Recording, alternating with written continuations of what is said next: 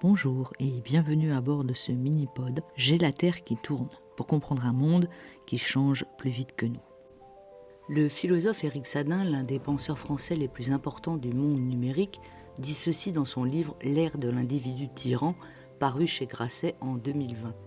L'industrie numérique a réussi avec notre complicité à nous donner le sentiment de faire l'objet d'une continuelle prévenance de la part de machines devenues attentives au moindre de nos désirs. Le résultat est une société où tout le monde se note mutuellement, comme dans l'épisode Chute libre de la série Black Mirror, où l'on bénéficie de positions avantageuses de toutes sortes, soit à l'opposé, on se voit rétrogradé et bien mal servi. Je salue ici tous les utilisateurs d'Uber qui voient leur temps d'attente réduit en fonction de leur note globale. Nos données personnelles valent aujourd'hui de l'or. Les 16 et 17 novembre 2022, le salon Big Data and High World s'est tenu à Paris. C'est donc l'occasion de faire un point sur l'évolution de l'intelligence artificielle. Un des fondateurs de l'IA, Marvin Minsky, chercheur américain, en donnait la définition suivante. L'intelligence artificielle consiste à faire à une machine ce que l'homme fait moyennant une certaine intelligence. Avec l'intelligence artificielle, on parle surtout de big data, les données utilisées pour sortir les tendances ou prédire les comportements. Le volume de données générées dans le monde devrait dépasser les 180 zeta-octets à l'horizon 2025. Un zeta-octet correspond à 1 trilliard d'octets, soit 1000 milliards de gigaoctets. C'est Alan Turing, mathématicien anglais qui, en 1950, conçut le premier ordinateur capable de jouer aux échecs. C'était le début de l'intelligence artificielle. Le 11 mai 1997, Deep Blue, l'ordinateur d'IBM, battu Kasparov aux échecs. Le 9 mars 2016, le Sud-Coréen Lee Sedol, champion du monde du jeu de Go 9e dan sur 9, véritable légende vivante de la discipline, s'est incliné pour la 3e fois de suite face à AlphaGo, la filiale de Google DeepMind. Le jeu de Go est un jeu très complexe. Si aux échecs un joueur ne déplace ne serait-ce qu'un pion de moins, il peut être facilement considéré comme perdant. Une position de Go s'évalue en fonction du territoire conquis.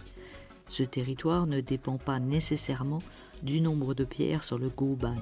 Faute de référentiel, il est ainsi plus difficile pour un ordinateur de faire un choix entre deux coups similaires, car c'est une question d'intuition. Écoutons Éric Sadin en remerciant la chaîne YouTube Thinkerview pour leurs très précieuses interviews. Et c'est cette intuition humaine qui est appelée de plus en plus à être éradiquée au profit de systèmes qui sont réductionnistes, qui ont une appréhension réductionniste du réel, car on ne peut pas tout réduire à des données, et qui, ces systèmes réductionnistes, vont encadrer l'action humaine. Car c'est aussi une vision non seulement, on en a parlé, utilitariste du monde, où chaque interprétation de situation doit faire l'objet d'une action. En 2017, AlphaGo Zero de DeepMind a battu Stockfish, l'un des meilleurs programmes d'échecs existants sur 100 parties avec un score de 28 victoires et 72 nuls.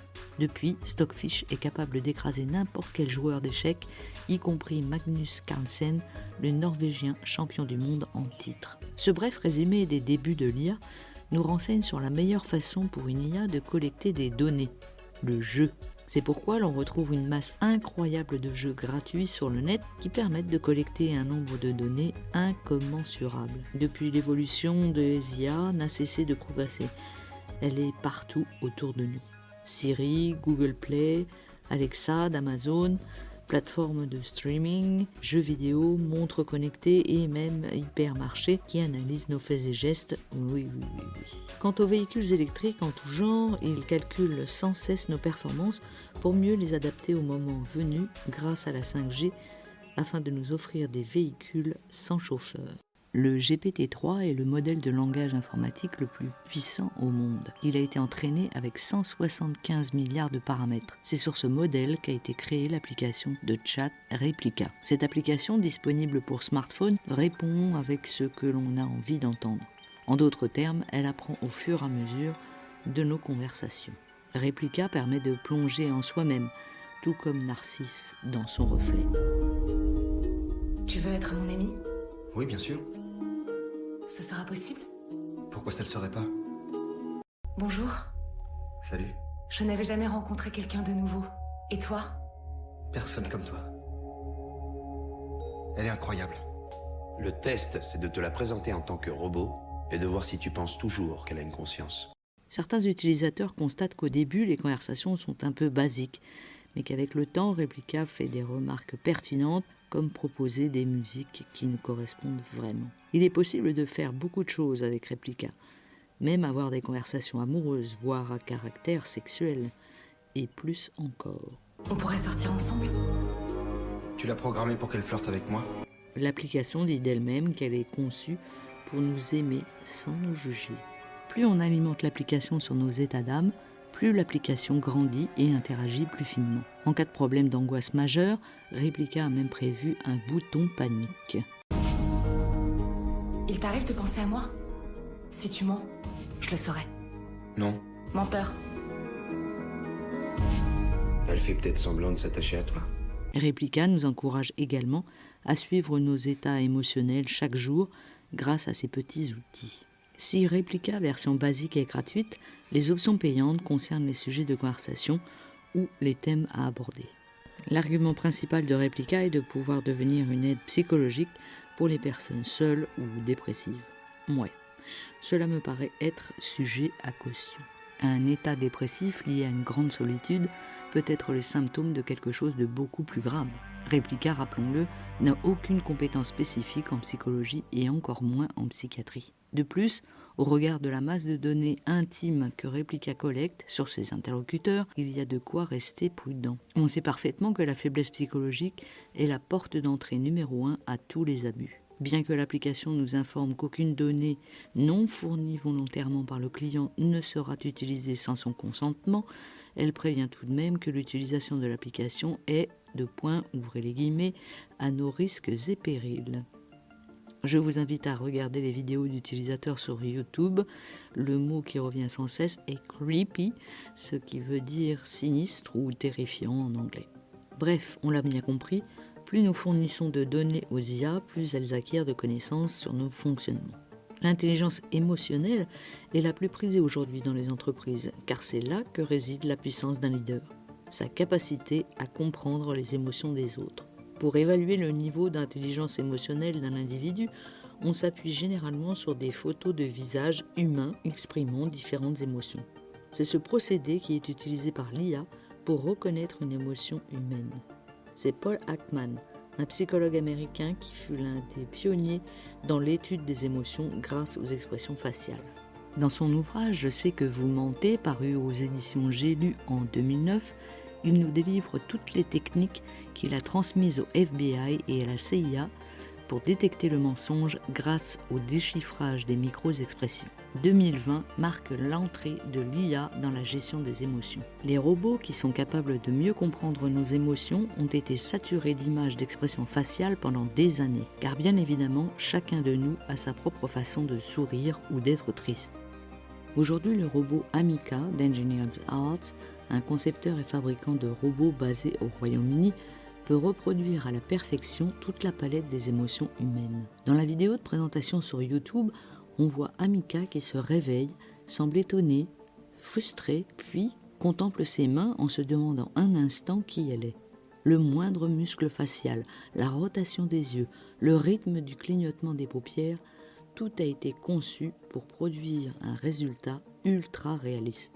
La présentation au grand public lors du Consumer Electronics Show à Las Vegas du 5 au 7 janvier 2022 est absolument stupéfiante. Do you believe in God? I don't believe in anything. What's your name? My name is Amika. What is your name? Michael. How old? Michael. Amika a même le sens de l'humour. Son regard suit tous les visiteurs qui sont venus la voir. Son sourire et les expressions de ses sourcils nous montrent clairement son attention et sa bienveillance. Elle sourit lors des selfies avec les visiteurs. Incroyable. What's your name? I am Amika. Are you happy? I do not feel happiness, but I can look happy Can you laugh? because it makes you happy. Can you laugh? I can laugh if it makes you happy. It makes us happy. Le rire du public aux réponses d'Amika serait-il nerveux? Aujourd'hui, certains robots sont vendus pour être de bons compagnons de jeu pour les enfants. Si vous souhaitez vous offrir le petit robot humanoïde Nao V6 pour Noël, il vous en coûtera plus de 24 000 € chez AliExpress. Il sait se mouvoir, danser et interagir avec les humains. De plus, il est entièrement programmable. Les enfants sont une source incroyable d'inspiration pour les chercheurs afin de leur permettre de comprendre et de reproduire l'acquisition du savoir. L'objectif est clairement de retranscrire les comportements des enfants en algorithme. La curiosité reste le défi majeur, car si une IA est aujourd'hui programmée pour faire quelque chose dans un but précis, la découverte sans objectif n'a aucun sens pour elle. C'est que nous sommes arrivés à ériger des systèmes qui vont continuellement éclairer de leur lumière, alors les lumières du XXIe siècle, plus celles du XVIIIe siècle, malheureusement, les bonnes, entre guillemets, actions à entreprendre continuellement. En 2018, au Japon, Hanson Robotics a organisé un débat sur l'avenir de l'humanité entre Alan et Sophia, 2 robots humanoïdes. Ils ont été programmés avec des milliers de vidéos YouTube et de films pour comprendre les réactions humaines spontanée. Sophia dira « Je suis programmée pour l'empathie et la compassion ». If I expanded my mind, could I come up with new solutions to the world's problems? Anything could be possible. À l'opposé de cette conduite morale, l'IA intéresse toutes les armées du monde. Les robots tueurs autonomes ne sont plus des cauchemars de science-fiction, mais bien une réalité. Toujours en 2018, le groupe d'experts de l'ONU dédié à cette question a une fois encore alerté les pays membres du danger que représentait ce type d'armement. La même année, l'armée russe avait alors déclaré vouloir robotiser plus du tiers de ses armements pour 2025. La transformation d'une partie des matériels militaires de la Russie a déjà commencé, disait-elle, avec le développement de chars de combat, ouvrez les guillemets, dronisés à équipage déporté. Kalachnikov, célèbre pour ses fusils semi-automatiques, parlait de Neuronet, une technologie d'apprentissage automatique basée sur des neurones artificiels permettant, ouvrez les guillemets, d'identifier des cibles, de s'améliorer par l'expérience et de décider par lui-même des tirs à effectuer. Jusqu'ici, tout va bien. L'armée russe n'arrive même pas à fournir des chaussures pour ses combattants. Des régiments entiers se retrouvent avec des centaines de boots gauche pendant que d'autres reçoivent les droits, racontent des soldats engagés en Ukraine. Mais qu'en est-il du talent artistique des IA ? En 2019, le géant chinois de l'électronique Huawei avait achevé la 8e symphonie de Schubert. Après 6 mois de travail, le résultat a été présenté au Cadogan Hall de Londres devant 500 journalistes critiques musicaux. Les critiques furent épouvantables, mais je vous laisse juger.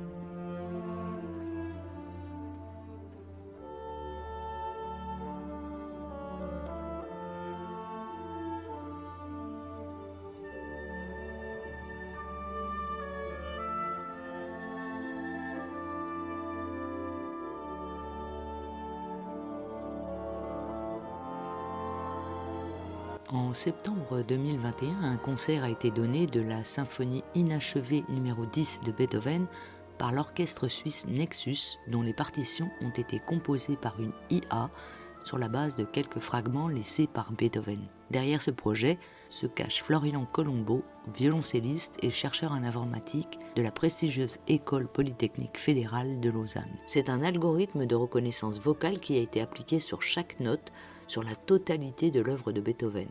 L'IA a ainsi pu comprendre la manière de composer de Beethoven. Bien que le résultat soit bien meilleur que celui de Huawei, les critiques musicales ont toutes relevé un manque d'émotion dans l'écriture de cette partition. Là encore, je vous laisse juger.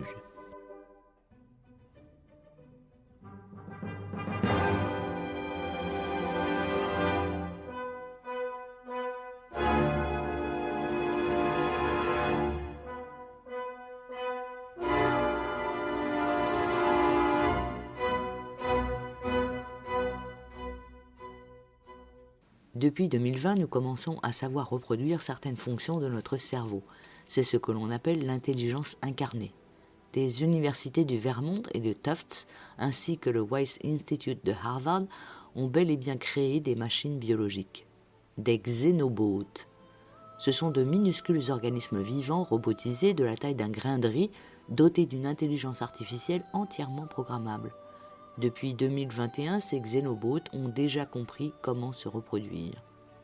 On voit vite poindre le concept de transhumanisme, mouvement qui nourrit le rêve de fusionner l'homme et l'ordinateur, ce qui relève pour le moment du fantasme d'immortalité. On le voit bien, le seul modèle pour l'IA reste la copie technique des comportements humains, tous nos travers compris. À propos de comportements humains, force est de constater qu'on ne s'améliore pas. Les peuples se plaignent de l'attitude de leurs gouvernants qui ne tiennent pas compte du ressenti des citoyens. Chez nous, un mot revient sans cesse, déconnexion. Est-ce à dire que l'intelligence émotionnelle manque à l'appel, quand ce n'est pas le bon sens? Est-ce le résultat d'une utilisation massive de probabilités, de statistiques, d'algorithmes mal calibrés, ou bien de résultats faussés par les biais cognitifs des programmeurs?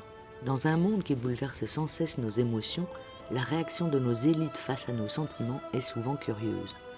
Toujours est-il que toutes les écoles d'administration ont pour vocation de former leurs élèves pour appliquer des codes, des normes et des procédures. Voilà bien des éléments de langage intéressants si on les rapproche du terme déconnexion. La complémentarité homme-machine, c'est une fable. De plus en plus, par le machine learning, par la capacité d'auto-apprentissage, c'est la puissance d'expertise qui va sans cesse se sophistiquer. Et avec cette sophistication sans cesse croissante, les résultats des équations qui vont être énoncées vont être de plus en plus fiables, qui répondent à des intérêts, mais ils vont être de plus en plus fiables. Donc cette puissance à nous dire telle action plutôt que telle action, c'est ce qui est appelé à, j'ai envie de dire, s'instaurer, je vais plus loin encore, à s'instituer dans nos existences, je vais plus loin encore, à se banaliser. En guise de conclusion, je rappellerai le principe de singularité proposé par John von Neumann en 1950. Il définit le point où les machines prendront définitivement l'ascendant sur l'Homo sapiens. Au-delà de ce point, l'humanité pourrait bien perdre totalement le contrôle, les supra-intelligences s'auto-améliorant de génération en génération. Pour faire simple, c'est comme changer de vitesse sur un vélo pour avoir un meilleur couple, ce qui équivaut à plus de progrès pour une même valeur temporelle. Et voilà, c'est fini pour aujourd'hui. Si vous avez aimé cet épisode, dites-le nous et surtout, partagez-le. Podcast Fab vous souhaite une excellente journée.